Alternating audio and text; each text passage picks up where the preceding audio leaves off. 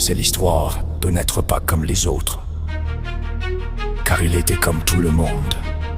Il avait été élevé, enfant, dans son lieu d'enfance. C'était une ferme. Et il le dit encore, quand on lui demande « Mais où tu habitais quand t'étais jeune ?» Il dit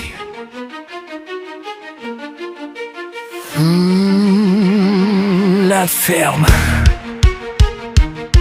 Un jour, sa mère paternelle s'était aperçue qu'il avait un nom anonyme. Alors elle décida de lui en chercher un, et elle lui en trouva un. Ça lui est venu de son passe-temps. En effet, à la ferme, ils avaient tous les mêmes hobbies.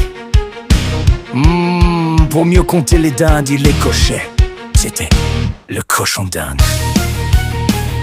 Il avait un petit nez avec des moustaches et aussi des pattes. 4, pour être précis.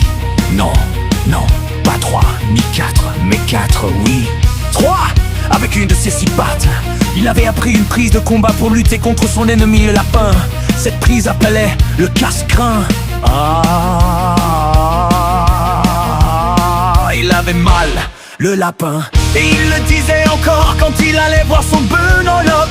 Il disait quoi, une docteur, je sais pas ce que j'ai en ce moment, mon petit lapinou. Mais c'est que j'ai mal à la pine. Mais le docteur il s'en foutait, car le docteur c'était le cochon d'Inde. Il ne mangeait que quand il mangeait, il ne dormait que quand il mangeait.